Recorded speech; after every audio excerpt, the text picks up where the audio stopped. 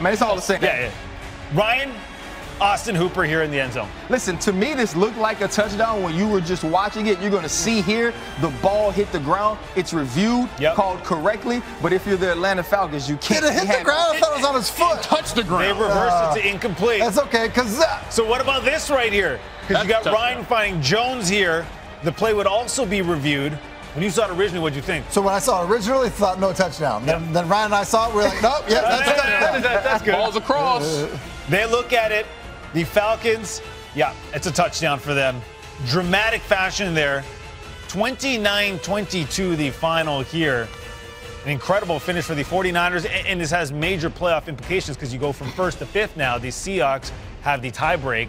So really interesting as the 49ers almost blows one, because leading up to this game for the last, 2-3 weeks, it's been the biggest game of the year. Hey, misery loves company. Listen, the Atlanta Falcons are like, we're not going to the playoffs, so we about to mess some things up for everyone else. Those teams are dangerous, right? This is truly why, though, the Atlanta Falcons have been so puzzling to us, because we feel like they do have talent, and obviously you have a coach that has led you to a Super Bowl, so you could see some games like this, and you look defensively, you're missing Tart, you're missing Richard Sherman on the outside. And so Julio Jones really had a field day against this secondary of the San Francisco 49ers. And when Matt Ryan has an opportunity to have the ball late in the game, you can't forget he's a former NFL MVP. Correct. And they made the plays that they needed to late. And like you said, this flips you from 1 to 5, but that tells you how competitive the NFC is for the playoff race. Matt, let me say this, though, and all due respect to Matt Ryan and the Falcons and all that kind of stuff.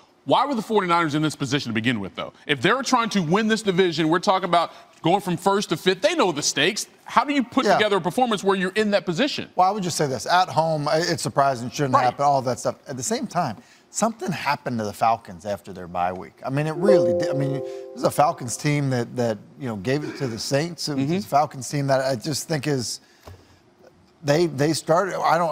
Dan Quinn, the job he's done. I know that it's been a bad season for them, but the football that they have played over the last 5 weeks, I think, it's looked a lot different than their football at the beginning of this part of the season. It's obviously not the focus when you look at what the Niners were doing, the type of season they were having, but I think that can just happen in the NFL. I mean, listen, we saw the Patriots struggle with the Bengals.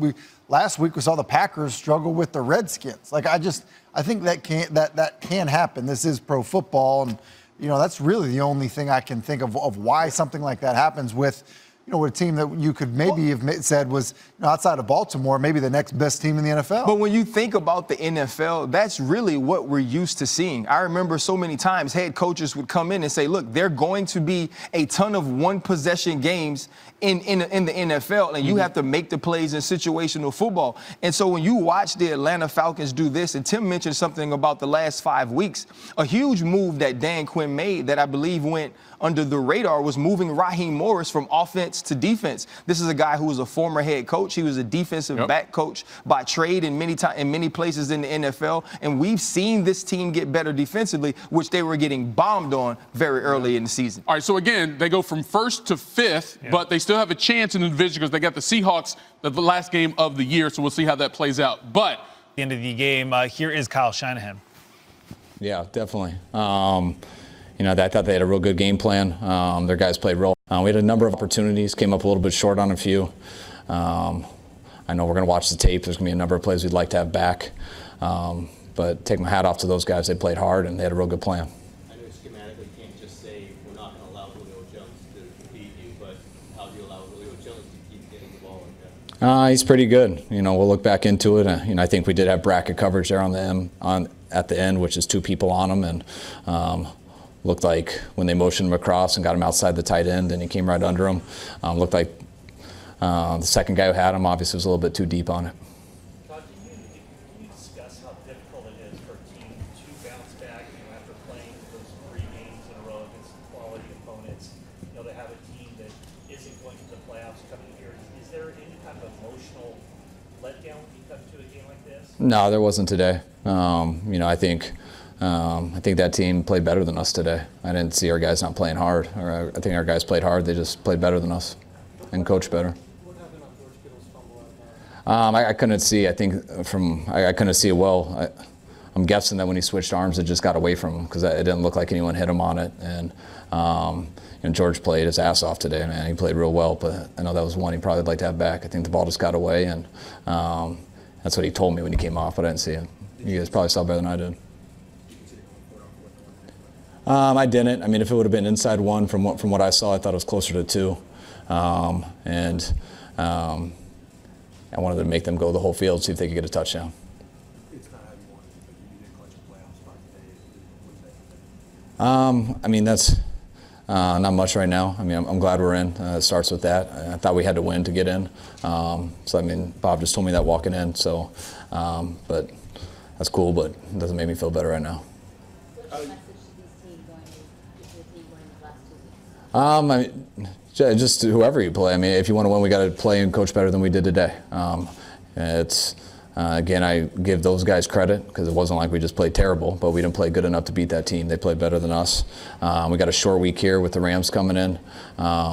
On a short week, I know how important it is for guys to recover, get tomorrow off, just their bodies and stuff, really be smart in how they live their life every single day right here because everything matters right now. And you get towards the end of the year, there's not a lot of guys left. Guys are wearing down, but everything is about right now. So our guys need to bring their best, and that's not just what you do on Sunday, it's what you do every single day to prepare for Sunday.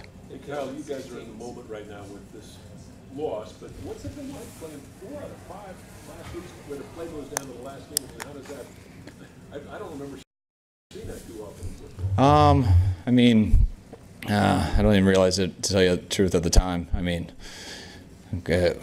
lots of games come down to the last time. I mean, our first year here, I think we lost 5 games in a row by 3 points or less. So, we've been able to pull out those close games, find a way to do it. We came up short today.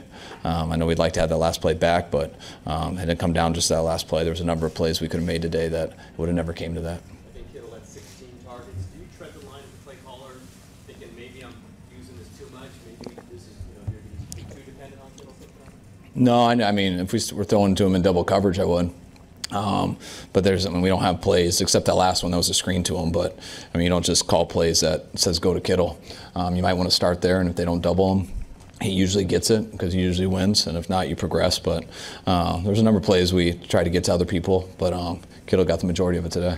Kittle broke the record for most receiving yards by a tight end in his first 3 seasons. Any thoughts on that? I mean, it's credit to him. I mean, he's a hell of a player. It doesn't surprise me. Hey, Kyle, the strength of your team seems to be the depth, and I know today you lost, but I mean, does that give you a pretty good feeling going into the last few weeks, having that depth and having those guys that you can depend on? Yeah, I mean, it's needed. We've been through that a lot this year. I think offensively we had some bigger injuries at the beginning of the year, and we've been able to get most of the guys back. Except for losing Richburg last week, which is a huge one. I think our defense, this game was the first time that they were battling a little bit more than they usually do with missing some starters and stuff. But hopefully we can weather the storm a little bit, and I know we're going to get a few of those guys back. But it's been the theme with us all year. Our backups have came in and played well. I thought they did a good job today. But everyone else out there has got to play a little bit better too. Couple more?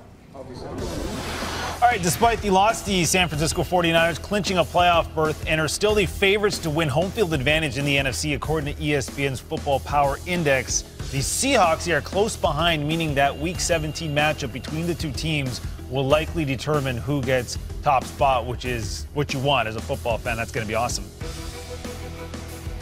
Hey, speaking of disappointing wins in the Bay Area, or losses, pardon me, let's go to Oakland.